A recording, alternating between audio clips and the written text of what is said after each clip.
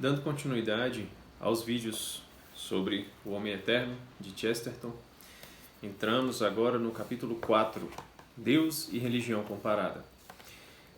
Aqui é uma espécie de coração da primeira parte, né? Os capítulos 4 e 5, como eu falei no vídeo passado. Aqui o Chesterton ele não vai mais retomar a questão do homem da caverna, não vai. Mas eu vou retomar para a gente imaginar melhor aqui o processo, o desenvolvimento do raciocínio de Chesterton. Tá? Então, o que eu vou falar a partir de agora, né, nesse capítulo 4, especificamente, não está literalmente no texto, certo? Então, é uma forma de facilitar a compreensão do texto, a forma que eu compreendi melhor o texto, certo? Para a gente imaginar esse processo, para a gente dar continuidade à imaginação acerca do homem, né? Do animal chamado homem, né? Que é o tema central da primeira parte. Então vamos lá. O instinto que o ser humano tem, que eu não desenvolvi no vídeo passado, é o instinto da religião, né? Porque se a gente for olhar todas as civilizações, todas as culturas, elas têm sua religiosidade, elas têm suas divindades, certo? Elas desenvolveram as suas mitologias, né, a partir desse instinto, dessa busca por algo transcendente, por um sagrado. Então parece que o ser humano tem esse desejo de transcendência intrínseco, né? Ele tem isso em sua natureza, tem isso como um instinto, tá?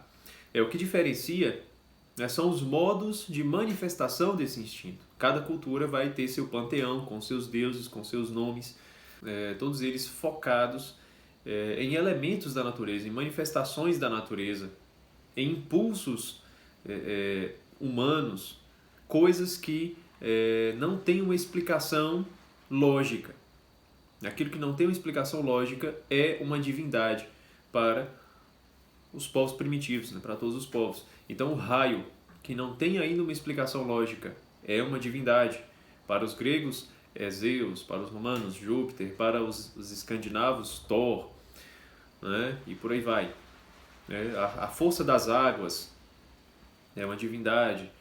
Né? O amor, que é um impulso humano que não tem uma explicação racional ali imediata, dada, né, é uma divindade. Tá? O que não é uma divindade? Né? O ato de construir as coisas. Né? O ato de construir não é uma divindade, o ser humano constrói. Mas o ser humano tirou isso de onde? Né? De onde é que veio esse impulso para construir? Então, existe uma divindade que inspirou o ser humano para construir. Né? Os gregos têm Hefesto, que é o deus ferreiro.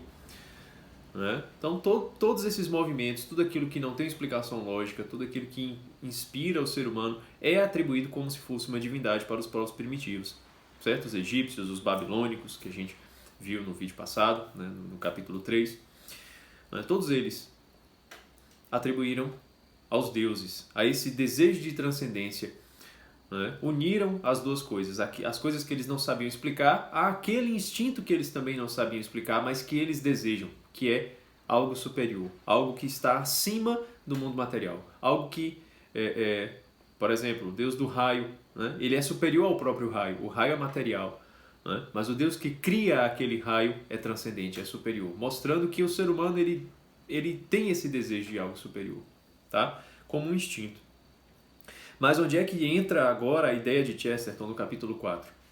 É que, apesar de todas essas civilizações olharem para essas forças, olharem para esses impulsos e atribuir uma divindade, eles tentaram olhar para mais alto ainda e não conseguiram enxergar uma realidade que está acima dos próprios deuses. É isso que Chesterton vai dizer aqui. Né? Ele argumenta que não dá para a gente falar de religião comparada, colocando todas elas no mesmo nível, né? Comparando a ritualística delas. Não dá para a gente comparar dessa forma. Né? Isso não vai funcionar. Né? Principalmente quando a gente fala de Jesus Cristo, de cristianismo, igreja católica, não dá para encaixar com outras religiões, né? Numa tabelinha, né, na horizontal. Não vai funcionar. Então, qual é a melhor forma de fazer uma religião comparada, segundo Chesterton? É comparando os conceitos de Deus, deuses, filósofos e demônios. Então, é a esses temas que vão se seguir os capítulos seguintes, né? O primeiro agora é Deus e religião comparada, né? Então, como que as religiões, as culturas veem Deus? Como que eles dão significado? Como é que eles descrevem Deus?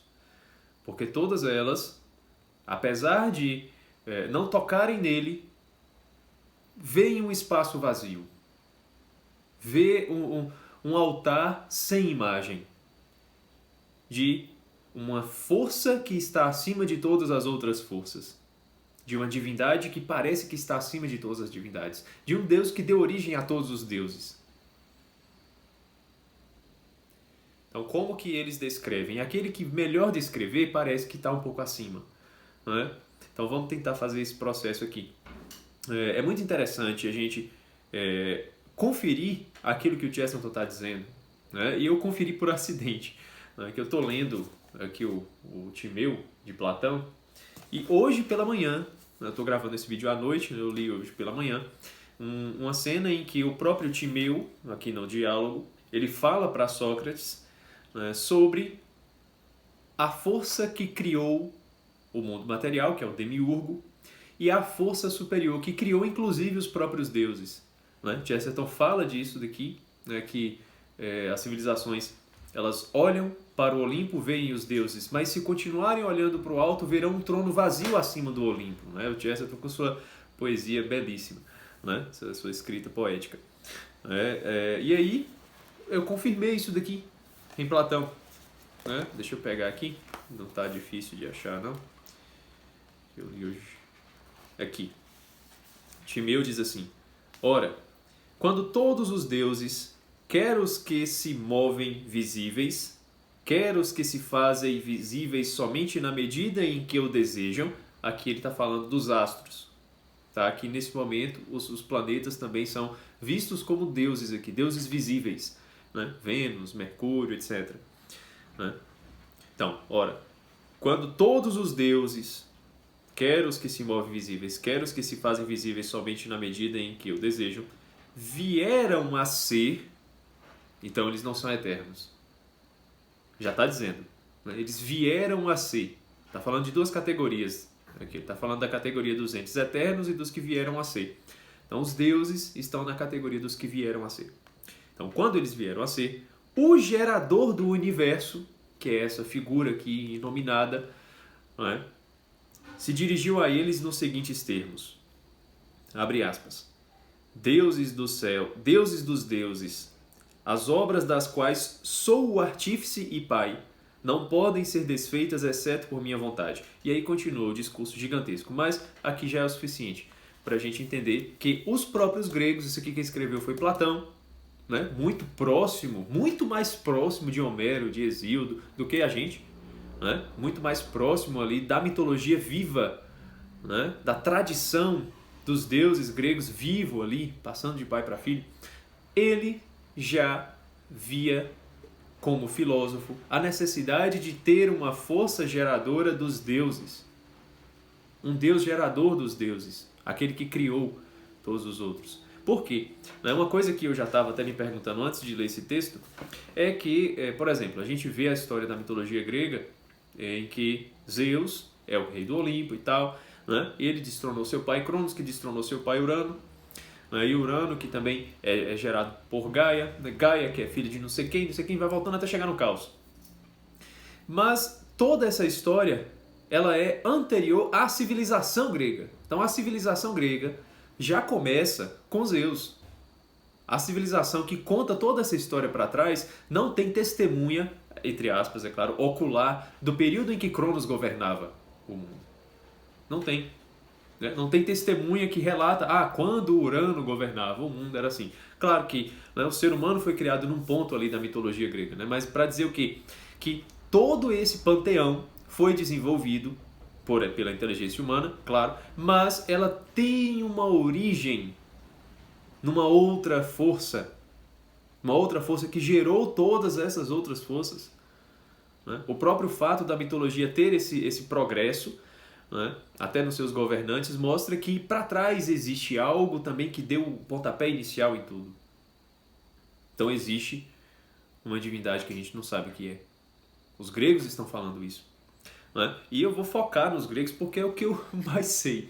Né? Mas se alguém conhecer alguma outra mitologia e cavucar, né, muito provavelmente vai encontrar, porque Chesterton disse que todas essas civilizações elas têm essa lacuna em aberto. Né? Então, outro relato da mitologia grega que é muito interessante, né, que deixa essa pulga atrás da orelha, né, na própria obra de Homero, na Ilíada e na Odisseia. Na Ilíada, o que acontece? É o livro que conta a ira de Aquiles. Não é? O guerreiro que deu a sua vida em batalha e tal, toda aquela glória, aquela pompa, né? Enfim, a gente conhece essa história. Na Odisseia, que é uma espécie de continuação da Ilíada, né? Odisseu, ele vai ao Hades e lá ele encontra Aquiles. Ele encontra Aquiles lá no Hades. Né? E aí o que Aquiles fala para ele? Aquiles vira para Odisseu e fala assim: eu preferia ter vivido como um pastor de roça, cuidar do gado dos outros, a vida toda, não ser conhecido, tá? Para não estar nesse lugar aqui. Eu preferia 1000 vezes não ter tido a glória do guerreiro que eu tive em vida para não estar nesse lugar aqui. Eu não queria estar aqui. Então, beleza, Aquiles, mas pra gente que é grego, né, não tem outro lugar. Né? Os Elísios vieram ali, né, depois com a mistura do panteão com a mitologia romana e tal. Mas enfim, mesmo os Elísios não seria suficiente para dizer que Aquiles está lá no Hades e ele está sentindo a necessidade de algo depois da morte que seja ainda superior à realidade que ele tá vivendo lá no Hades. A mansão dos mortos lá, o Erebo, o Tártaro, o Hades, não sacia a necessidade que o ser humano tem de um transcendente após a morte. Apesar de ter as mansões separadas dos que sofrem o castigo por tal pecado e tal, enfim, né? Não sacia. Fica uma lacuna em aberto. Não estou dizendo que Homero ele já estava ali vislumbrando o cristianismo. Não é isso, mas quer dizer que os gregos eles já perceberam que tinha um trono vazio acima de todos os deuses. Já perceberam isso. Eles só não conseguiam tocar, não conseguiam escutar, não conseguiam enxergar. Mas eles sabiam que alguém tinha que dar o pontapé inicial em tudo isso. E esse alguém não é um ser humano. Esse alguém não é um deus olímpico. Esse alguém não é um titã. E aí, como que a gente desenvolve essa história das religiões? Aí vem o povo judeu. E Chesterton também, de novo, com sua beleza ao escrever, ele diz que nós devemos Deus aos judeus. Por quê? Foram eles que conseguiram ouvir a revelação. Foram eles que receberam a revelação. Foram a eles que esse trono vazio, que não estava vazio porque não tinha ninguém, mas porque não conseguíamos enxergá-lo, ele se mostra, ele vem, ele fala conosco. Na sarça ardente, Deus fala para Moisés: eu sou. E desde então, todo o Antigo Testamento é marcado por esse momento em que Deus fala que Ele é o Deus dos céus, Ele é o Deus dos deuses, Ele é o Deus dos exércitos, né? Aquela coisa forte, brava, né? Para mostrar para o povo que, olha só, Ele é o pontapé inicial de tudo isso. Ele começa a se revelar, Ele começa a falar. E é muito legal da gente estudar o Antigo Testamento e perceber que os judeus não estão de conversinha. Os judeus eles não tiraram isso da cabeça deles. Eles não tinham essa capacidade de tirar isso da cabeça deles. Não tinham. A capacidade que os gregos tinham de desenvolver o seu panteão com mitologias, com histórias, os judeus não tinham essa capacidade. Não tinham. Então, sustentar uma criação da imaginação humana não é coisa dos judeus. Não é. Com isso eu não estou diminuindo os judeus. Estou dizendo que a característica que faz deles um povo grande não é a sabedoria dos gregos. Não é. Então não dá para dizer que foi uma mitologia inventada. Foi algo de fato revelado e Deus escolheu o povo judeu para provar para o mundo inteiro que é verdade o que ele está falando. Que é ele mesmo que está falando conosco. Que não é uma ideia, que não é uma imaginação, que não é uma criação humana, que não é qualquer coisa senão a própria verdade. Então o povo judeu foi escolhido por Deus porque é um povo pequeno e a sua pequenez fez com que eles fossem fiéis. Apesar de toda a infidelidade do Antigo Testamento, a infidelidade moral, existe uma fidelidade ao sustentar a revelação. A gente percebe que o povo judeu ele sustentou a revelação com a sua fidelidade à verdade. Alguns saíram, cultuavam seus Baals, Astarte, enfim, fazia e acontecia, desobedecia à lei, mas depois voltava, né? Reconhecia, fazia sacrifício e tal, continuava carregando esse estandarte, né? Essa arca da aliança entre Deus e o homem, entre o Deus revelado e o homem, entre o pontapé inicial que criou todos os deuses e o ser humano. E uma imagem muito legal da gente visualizar tudo isso está nos Lusíadas. Luís de Camões ele coloca os deuses gregos, né, greco-romanos, lá como inferiores ao Deus superior, ao Deus criador de tudo. Então lá nos Lusíadas tem a presença dos deuses, mas tem uma presença mais distante do povo, né? E ao mesmo tempo submissa à vontade de Deus, do Deus revelado. Tolkien também faz isso de forma brilhante, né? no Silmarillion. Agora, claro, para Tolkien é muito mais fácil, para Tolkien e para Camões também, né? É muito mais fácil, né, contar essa história com a revelação já entregue. Né? Mas antes da revelação seria impossível, por isso que gregos, egípcios, os vikings, enfim, né, os hindus, nenhum deles conseguiram perceber isso. Nenhum deles conseguiu desenvolver essa ideia. Nenhum deles, né? Porque não tinha revelação. Deus não tinha falado ainda. Né? Depois da revelação, aí sim é fácil. Aí Camões coloca essa realidade, né, já presente. Né? Tolkien também coloca na sua mitologia. Né? A mitologia de Tolkien é uma mitologia completa nesse aspecto, porque Eru Ilúvatar é o Deus criador. É o pontapé inicial de tudo. É o Deus que faz tudo, que cria os Valar, que a gente pode chamar de os deuses menores, que vão sendo essas forças cósmicas, os impulsos dos seres humanos e tal, vão ajudando ali no processo de desenvolvimento ali da criação dos elfos, dos anões, dos homens, né? Vai acontecendo, vai desenrolando toda a história ali com os Valar, e aí os deuses vão ficando cada vez mais distantes na história. Quando chega no Senhor dos Anéis, né, parece que nem tem mais Valar, não tem mais Eru e Ilúvatar, já está tudo muito distante, né? Tal como é assim na história. Parece que a presença dessas forças cósmicas nos abandonaram agora que nós temos a ciência. Não é? Parece que essas forças nos abandonaram. Mas só parece. Não estou dizendo que são deuses. Tá? Só estou dizendo que a presença dessas forças enquanto força mesmo, e não como simplesmente um acontecimento ali que a ciência explica, está bem distante da gente. E o Deus criador, o Deus revelado, o Deus da sarça ardente, parece estar mais distante ainda do nosso dia a dia. E Tolkien ele descreve isso, mas lá atrás, lá no começo, havia Eru, o único, Eru Ilúvatar, o único, ele que criou todo esse universo que está sendo desenrolado, o universo da Terra-média. Então a mitologia de Tolkien ela é completa porque o trono acima do Olimpo em Tolkien não está vazio. Não está vazio, a gente tem lá a presença do Deus Criador, a gente sabe quem é, E aí é o que Chesterton ele vai desenrolando aqui no capítulo 4. Ele vai mostrando para a gente que existe essa presença que as civilizações perceberam que não tinha como não ter. É impossível que não tenha. E se tem, quem é? Não sabemos. Aí Deus diz, eu sou. Deus se revela, Deus fala, Deus vem. Com os judeus. né? E aí os judeus trazem e carregam Deus consigo e nos dão Deus. Nos dão Deus. A partir de agora, nós temos a verdade revelada.